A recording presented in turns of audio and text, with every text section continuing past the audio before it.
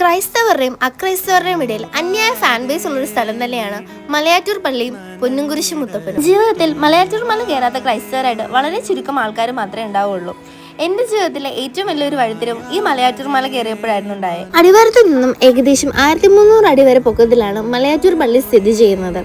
അടിവാരത്ത് നിന്ന് ഒന്നാം സ്ഥലം വരെ എത്തിപ്പെടാൻ ഇച്ചിരി പ്രയാസമാണ്, എങ്കിൽ പോലും നമ്മൾ അതങ്ങ് നടന്നെത്തിക്കുക കേട്ടോ. ഒന്നാം സ്ഥലം എത്തിക്കഴിഞ്ഞാൽ പിന്നെ വലിയ പ്രയാസമില്ല കേട്ടോ, കാരണം ബാക്കി സ്ഥലങ്ങളൊക്കെ അടുത്തായതുകൊണ്ട് നമ്മൾ പെട്ടെന്ന് അങ്ങ് മല അങ്ങ് ഓടി കയറി എത്തും.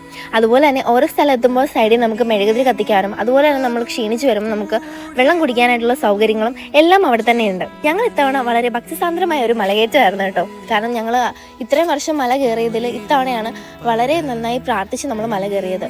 7ാം സ്ഥലം എത്തിക്കുമ്പോൾ പിന്നെ നമുക്കൊരു ആശ്വാസം, ഇനി ഇച്ചിരി കൂടെ അല്ലേ ഉള്ളൂ, പെട്ടെന്ന് അങ്ങ് എത്തുമെന്ന്.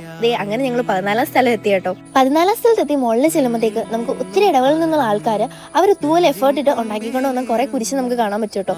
സത്യം പറഞ്ഞാൽ ഇത് കാണുമ്പോൾ നമ്മൾ ചിന്തിക്കും, അയ്യോ ഇവരെന്ത് കഷ്ടപ്പെട്ടായിരിക്കും താഴെ നിന്ന് ഇത് ഇത്രയും ചുമന്നുകൊണ്ട് വന്നേന്ന് കേട്ടോ. ഇത് കണ്ടോ, ഇതാണ് ആനകുത്തിപ്പള്ളി അഥവാ പഴയ പള്ളി എന്നും പറയും. AD 62 തോമസ് ലീഹ ഇവിടെ വന്ന് പ്രാർത്ഥിക്കുകയും ധ്യാനിക്കുകയും ഒക്കെ ചെയ്തിരുന്നു എന്നാണ് ഇവിടുത്തെ ഒരു ഐതിഹ്യം. AD 1501 പോർച്ചുഗീസുകാരാണ് ഈ പള്ളി ഇവിടെ ആദ്യമായിട്ട് കണ്ടെത്തുന്നത്. ഈ മലയെല്ലാം കയറി ക്ഷീണിച്ച് അവസാനം എല്ലാവരുടെ വന്ന് ഈ പാറപ്പുറത്തൊരു കിടപ്പുണ്ട്. ആ തണുപ്പും കൊണ്ട് ആ പാറപ്പുറത്ത് കിടക്കുമ്പം അത് വല്ലാത്തൊരു ഫീല് തന്നെയാണ്. അപ്പം ഇതുവരെ മലയാറ്റൂർ മല കയറാത്ത ആരെങ്കിലും ഉണ്ടെങ്കിൽ ഇത്തവണ ഉറപ്പായിട്ടും വന്ന് പൊന്നുംകുരിശ് മുത്തപ്പനെ കാണണേ.